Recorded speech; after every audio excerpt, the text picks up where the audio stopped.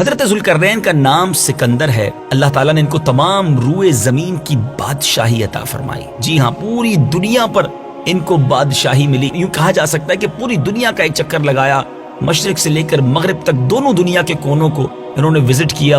حضرت ذوالقرنین نے 3 سفر کیے اور ان 3 سفروں کا حال قرآن میں بیان ہوا ہے۔ پہلا سفر، حضرت ذوالقرنین رضی اللہ تعالیٰ عنہ نے پرانی کتابوں میں پڑھا تھا کہ سام بن نوح علیہ السلام کے دور میں ایک شخص آب حیات کے چشمے سے پانی پی لے گا تو اس کو موت نہ آئے گی۔ اس لیے حضرت ذوالقرنین نے مغرب کا سفر کیا۔ آپ کے ساتھ حضرت خضر علیہ السلام بھی تھے۔ وہ تو یعنی حضرت خضر علیہ السلام تو آب حیات کے چشمے پر پہنچ گئے اور اس کا پانی بھی پی لیا، مگر حضرت ذوالقرنین کے مقدر میں نہیں تھا اور وہ آب حیات کے چشمے سے پانی پینے سے محروم ہو گئے۔ اس سفر میں آپ جانب مغرب روانہ ہوئے تو جہاں تک آبادی کا نام و نشان ہے وہ ساری منزلیں طے کر کے آپ ایک ایسے مقام پر پہنچے کہ انہیں سورج غروب کے وقت ایسا نظر آیا کہ ایک سیاہ چشمے میں ڈوب رہا ہے، جیسا کہ سمندری سفر کرنے والوں کو آفتاب سمندر کے پانی میں ڈوبتا ہوا نظر آتا ہے۔ وہاں ان کو ایک ایسی قوم ملی جو جانوروں کی کھال پہنے ہوئے تھی، اس کے سوا کوئی دوسرا لباس ان کے بدن پر نہیں تھا، اور دریائی مردہ جانوروں کے سوا ان کی غذا کا کوئی دوسرا سامان نہ تھا۔ یہ قوم ناسک کہلاتی تھی۔ حضرت ذوالقرنین نے دیکھا کہ ان کے لشکر بے شمار ہیں اور یہ لوگ بہت ہی طاقتور اور جنگجو ہیں، تو حضرت ذوالقرنین نے ان لوگوں کی گرد اپنی فوجوں کا گھیرا ڈال کر ان لوگوں کو بے بس کر دیا۔ چنانچہ کچھ تو مشرف با ایمان ہو گئے اور کچھ آپ کی فوجوں کے ہاتھوں مقتول ہو گئے۔ دوسرا سفر، پھر آپ نے مشرق کا سفر اختیار کیا۔ ویسٹ کے بعد آپ نے ایسٹ کا، مغرب کے بعد آپ نے مشرق کا رخ اختیار کیا، یہاں تک کہ جب سورج طلوع ہونے کی جگہ پہنچے تو یہ دیکھا کہ وہاں ایک ایسی قوم ہے جن کے پاس کوئی عمارت اور مکانات نہیں ہے۔ ان لوگوں کا یہ حال ہے کہ سورج طلوع ہونے کے وقت یہ لوگ زمین کے غاروں میں چھپ جاتے اور سورج ڈھل جانے کے بعد غاروں سے نکل کر اپنی روزی کی تلاش میں نکل پڑتے۔ یہ لوگ قوم منسک کہلاتے تھے۔ حضرت ذوالقرنین نے ان لوگوں کے مقابلے میں بھی لشکر آرائی کی، اور جو لوگ ایمان لائے ان کے ساتھ بہترین سلوک کیا، اور جو اپنے کفر پر اڑے رہے انہیں تباہ و برباد کر دیا۔ اب باری ہے تیسرے سفر کی۔ پھر آپ نے شمال کی طرف سفر کیا، یہاں تک کہ 2 پہاڑوں کے درمیان میں پہنچے تو وہاں کی آبادی کی عجیب و غریب زبان تھی۔ جن لوگوں کے ساتھ اشاروں سے بمشکل بات کی جا سکتی تھی، ان لوگوں نے حضرت ذوالقرنین سے یاجوج ماجوج کے مظالم کی شکایت کی اور آپ کی مدد کے طالب ہوئے۔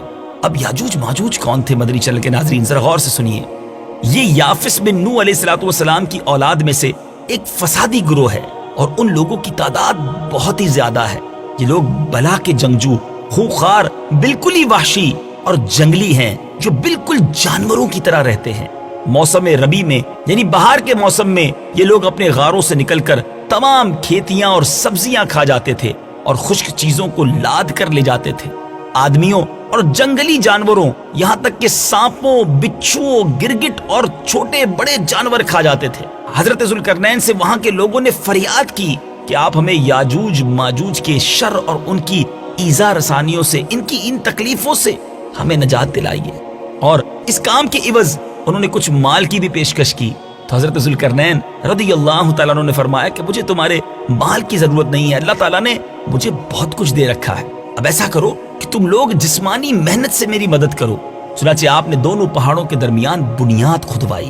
جب پانی نکل آیا تو اس پر پگھلائے ہوئے تانبے کے گارے سے پتھر جمائے گئے اور لوہے کے تختے نیچے اوپر چن کر ان کے درمیان میں لکڑی اور کوئلہ بھروا دیا اور اس میں آگ لگوا دی۔ اس طرح یہ دیوار پہاڑ کی بلندی تک اونچی کر دی گئی اور دونوں پہاڑوں کے درمیان کوئی ایسی جگہ نہ چھوڑی گئی۔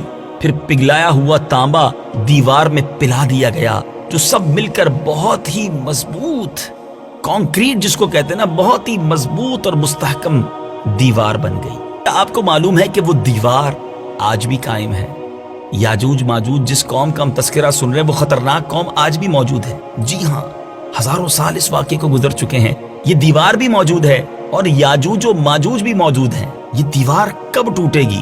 ذرا سنیے، حدیث پاک میں آتا ہے کہ یاجوج و ماجوج روزانہ اس دیوار کو توڑتے ہیں، اور دن بھر جب محنت کرتے کرتے اس کو توڑنے کے قریب ہو جاتے ہیں تو ان میں سے کوئی کہتا ہے اب چلو، باقی کل کو توڑیں گے۔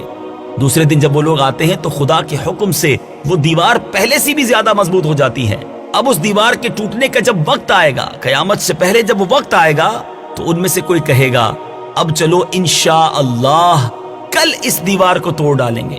ان لوگوں کے انشاءاللہ کہنے کی برکت سے اور اس کلمے کا یہ ثمرہ ہوگا کہ دوسرے دن دیوار ٹوٹ جائے گی۔ قیامت قریب ہونے کا یہ وقت ہوگا، دیوار ٹوٹنے کے بعد یاجوج ماجوج باہر نکل پڑیں گے اور زمین میں ہر طرف فتنہ و فساد اور قتل و غارت گری کریں گے، چشموں اور تالابوں کا پانی پی ڈالیں گے اور جانوروں اور درختوں کو کھا ڈالیں گے۔ زمین پر ہر جگہ وہ پھیل جائیں گے، مگر مکہ مکرمہ، مدینہ طیبہ اور بیت المقدس، ان تینوں شہروں میں یہ داخل نہ ہو سکیں گے۔ پھر حضرت عیسیٰ علیہ السلام کی دعا سے ان لوگوں کی گردنوں میں کیڑے پیدا ہو جائیں گے اور یہ سب کے سب ہلاک ہو جائیں گے۔ اللہ تعالی ہم سب کو یاجوج و ماجوج کے فتنوں سے محفوظ فرمائے، ہم سب کے ایمانوں کی حفاظت فرمائے کہ قرآن مجید میں کیسی کیسی تاریخی باتیں ہیں۔ ہمیں قرآن کے واقعات پڑھنے کا وقت نہیں ہے، اگر قرآن پڑھیں، اس کی تفسیر پڑھیں تو نہ جانے کتنا سارا علم ہم حاصل کر سکتے ہیں۔ دنیا کی بہت ساری باتیں ہمیں معلوم ہیں، مگر اسلامک ہسٹری اور اسلامی واقعات ہمیں نہیں معلوم۔ آئیے نیت کرتے ہیں، قرآن پڑھیں گے بھی اور اس کو سمجھنے کی بھی کوشش کریں گے۔ الحمدللہ